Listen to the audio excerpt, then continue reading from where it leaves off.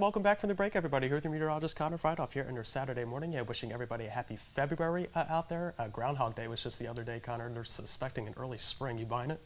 Well, with the way the 7-day looked, I mean, it's hard not to, kind of look at that and think, well, oh, here we go. We're going right into it. Temperatures, really going to get up into the 40s. We're looking maybe 50s as early as Thursday, Friday. It's just really not looking like February at all. Punctuated here by the Watkins Glen Skycam. Doesn't look like a February morning here over on the south shore of Seneca Lake. Overall, very much on the mild side, feeling more like early March as we go into our third day of February. Feels more like the third day of March. Our temperatures sitting around the 30 mark for many locations here in the southern tier. 30 right now in Wellsville. It's also 30 in Towanda. It's a little cooler though if we go further to the north. 27 currently in Ithaca, 2 degrees cooler than Syracuse, sitting at 29 this morning. Again, most areas were around that freezing mark, around that 30 mark. We are expecting to get up towards the 30s, maybe even into the 40s for some parts of the region. Now, as we get through our next couple of days throughout next week and into parts of the following week, so going into mid-February, the whole eastern half of the country expecting above average temperatures.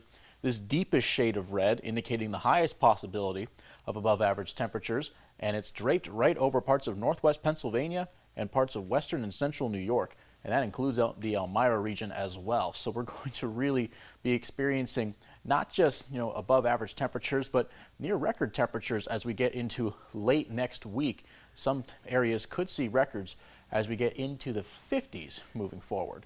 Over the satellite and radar, we can see some clouds just draped over the region. These will linger for a little bit. Notice they are coming up much from the north. That's the prevailing wind direction today. So we could see a few chilly breezes here and there, but we're not expecting winds to exceed 5 to 10 miles per hour. Zooming in again, mainly just overcast this morning, but as we go throughout much of late morning into the early afternoon, become much more on the partly cloudy side, into the mostly sunny and then mostly clear side. Our highs today getting up towards 40, 39 expected in both Elmira and Addison.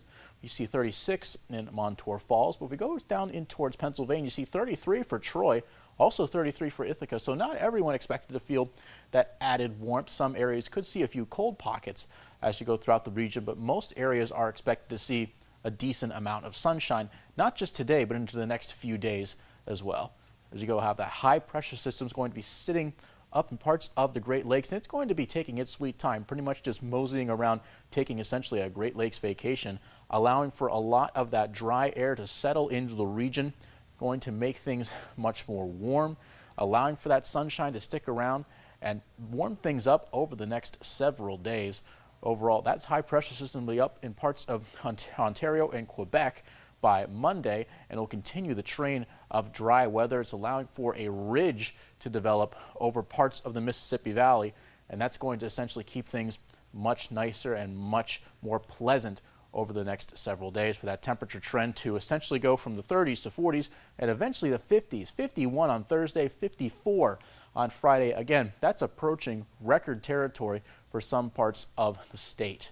As we go throughout the day today, again, mostly clear skies, maybe a few lingering clouds here and there. Overall, not expected to be too much dynamic weather moving forward.